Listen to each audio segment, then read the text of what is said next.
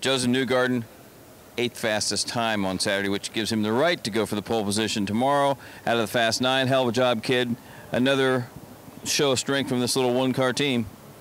You know, they're incredible. They really are. I think we've shown strengths all 3 years, really. You know, this is our 3rd year together. My 3rd year is with the team, and our 3rd full season. There's a lot happening. There really is. There's just a lot happening within the group that's continuously evolving. And it's crazy what can develop over 3 years. I mean, there's a lot of progress that happens with these groups, and I think that's why you see strengths in Penske, Ganassi, and Andretti. Even when they fall a little bit, they have such a backbone to stand on. And we're kind of building that backbone right now at Sarah Fisher Hartman Racing, and it's really just cool to be a part of it. They're just a great group, and, you know, they've given me a shot to be an IndyCar driver, so it's all about this team. They're really great. Kid, what do you think it says that Ganassi's got no cars in the Fast 9? Ed Carpenter's got both of his, and Sarah's got you in there.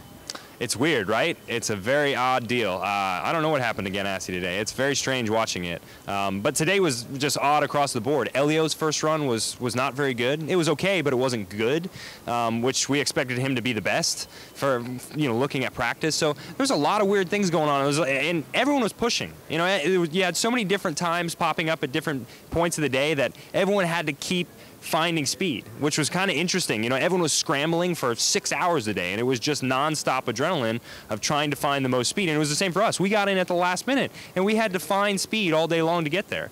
Does it still, though, make tonight a little easier to knowing that you're going to start no worse than the 9th in the Indy 500? It's way better. And, you know, the big thing about this new qualifying format is the points.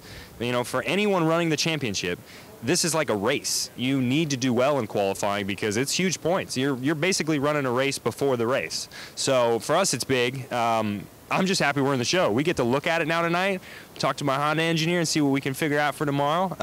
But yeah, we get to tweak the thing, and we're in the show basically. You know, the Fast 9 is the big deal tomorrow, and we're going to be in it. Your new relationship with your engineer and his first oval, you guys together. Yeah, we're talking about Jeremy Millers or Jeremy Malaise, however you want to say it. We don't hope it's a malaise, no. That's how we say it.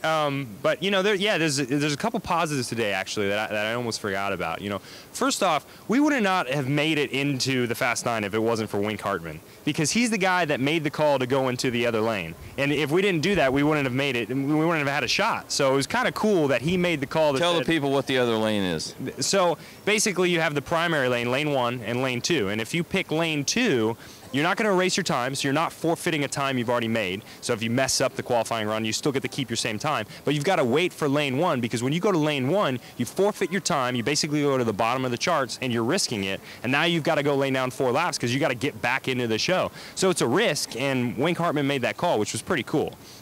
Well, he's got a lot of money. We don't mind that so much. So what do you reckon after 4 races and a qualifying session with your new engineer? Instant chemistry? Jeremy's very, very impressive. You know, I had great chemistry with my engineer the last couple of years, Nathan O'Rourke. You know, I don't want to leave him out because I learned a lot off of him. He's Hinchcliffe's guy now, and he obviously had a pretty good day.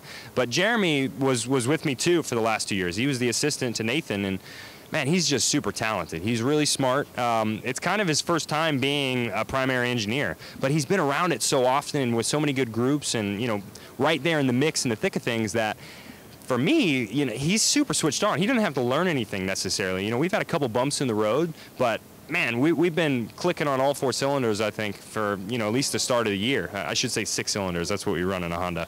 But yeah, it's great. I mean, Jeremy's just, he's fantastic. He really is. It's cool to give him a shout out too, because a lot of it's up to him, you know, along with the whole group. But we're gelling well so far this year.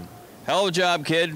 Ganassi, that's Newgarden. He's in the white pages. You might want to look him up.